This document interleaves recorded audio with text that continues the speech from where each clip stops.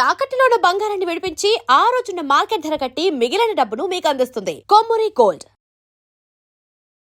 నమస్తే, welcome to V media. నేను మీ Sai. AP రాజకీయాల్లో కొత్త నినాదం ఊపందుకుంది.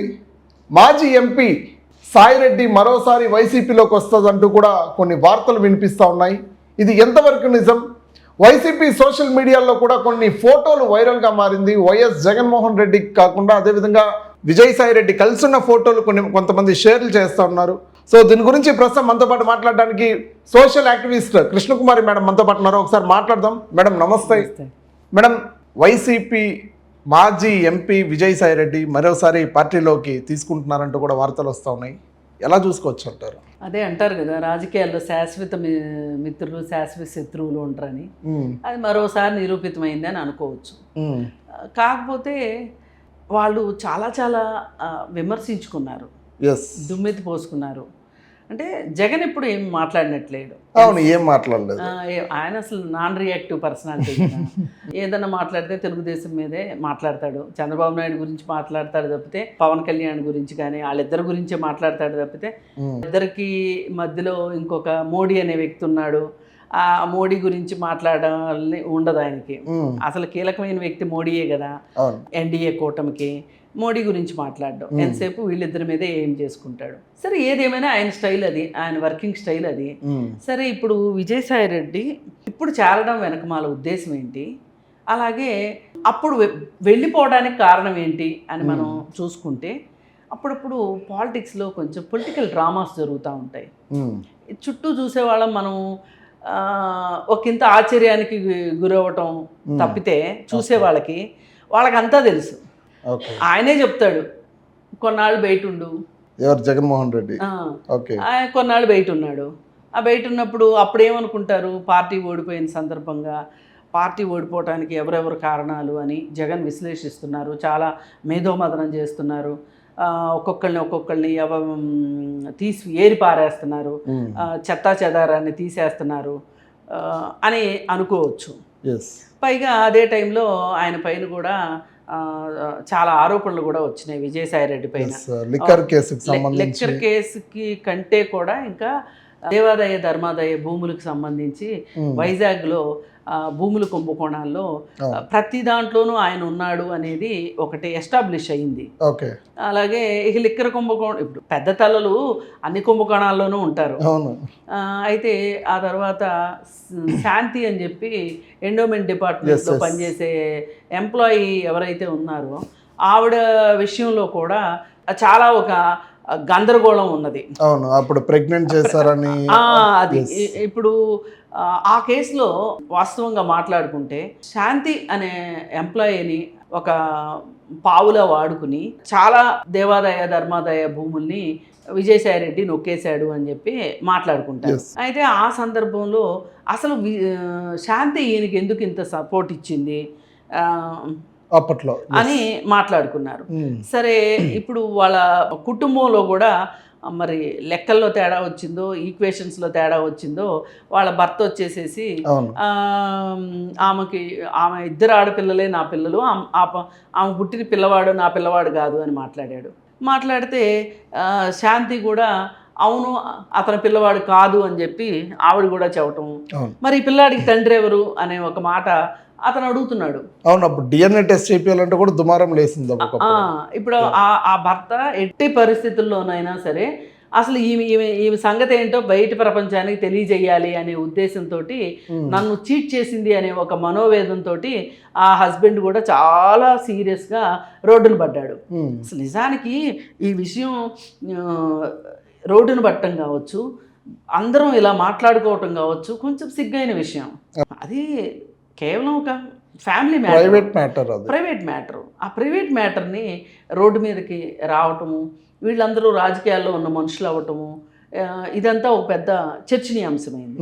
ఆ సందర్భంగా ఆ భర్త అలోపలోం అని చెప్పి నా భార్యని ట్రాప్ చేశారు, నా భార్య నాకు కాకుండా చేశారు, నా కుటుంబంలో నిప్పులు పోశారు అని చెప్పి అతను భర్త మాట్లాడటం. ఇప్పుడు ఈవిడేమో అసలు ఈ బిడ్డకి తండ్రి ఎవరు అని చెప్పి ఇతను మాట్లాడటం. సరే, ఎవరో ఒక లాయర్ని పట్టుకొచ్చారు, అలా ఆయన్ని పట్టుకొచ్చి ఇతనే తండ్రి అని చెప్పారు.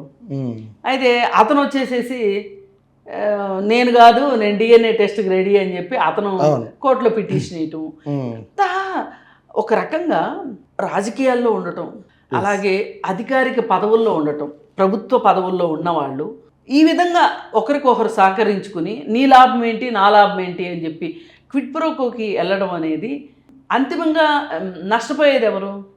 లాభపడేది వాళ్ళు, నష్టపోయేది ప్రజలు, ఎస్ ప్రజాధనం. ఇప్పుడు ఆబ్వియస్లీ. మరి దానికి నష్టం జరుగుతుంటే కూడా ఎవరు పెద్దగా దాని గురించి బాదర్ అయినట్లుగా కనిపించట్లా. రాజకీయాల్లో ఇవి సర్వసాధారణం, రాజకీయాల్లో ఈ మామూలు అని ఒక దాటవేత ధోరణిలో ఉన్నారు.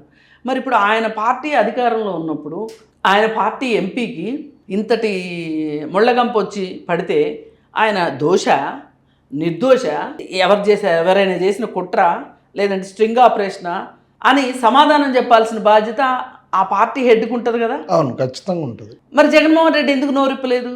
అందుకే ఆయన ఏం చేశాడంటే, ఎలాగో ఇంతటి ఎలిగేషన్ వచ్చింది కాబట్టి ఈయన కొన్ని రోజులు ఇంట్లో నుంచి పంపించేసేస్తే మళ్ళీ సద్దుమణిగిన తర్వాత మళ్ళీ ఇంటికి తీసుకొచ్చుకోవచ్చు.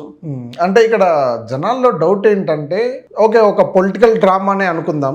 So YS Jaganmohan Reddy plan వేసిందని అనుకొని వైఎస్ ఆయన విజయసాయి రెడ్డిని పంపించేశారు పార్టీ నుంచి. ఆయన తరపు నుంచే రాజీనామా చేసినట్లు చేశారు. ఓకే, ఆయన వెళ్ళిపోయిన తర్వాత ఆయన పని ఆయన చూసుకోకుండా వైఎస్ జగన్మోహన్ రెడ్డి పైన విమర్శలు చేయడం ఏంటి, ఇప్పుడు మళ్ళీ ఆయనే తీసుకోవడం ఏంటి అనేది ఒక డౌట్. అందుకే మరి ఇదంతా డ్రామా అని చెప్పేది, అంతర్నాటకం అని చెప్పింది అందుకే.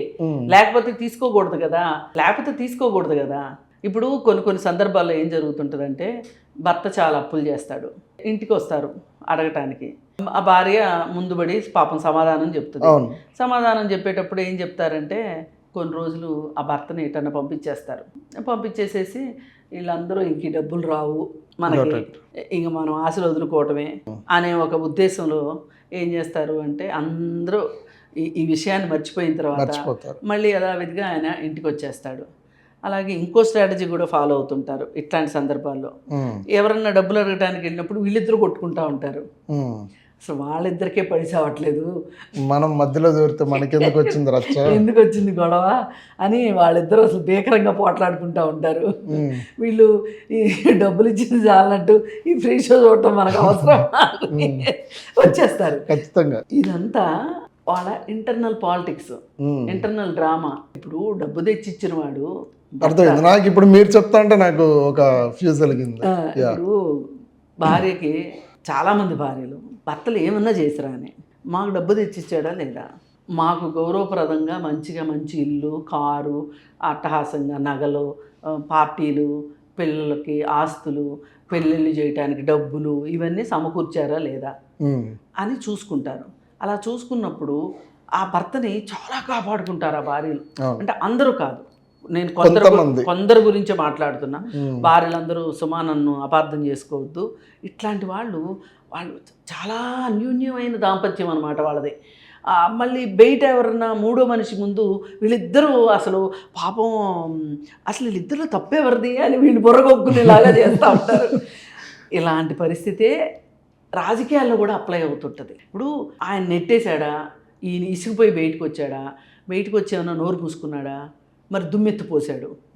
దుమ్మెత్తిపోయటం వెనకమాల రీజన్ ఏంటి అంటే, ఆయన మీద చాలా ఈయనకి కోపం ఉంది అనే ఉద్దేశం.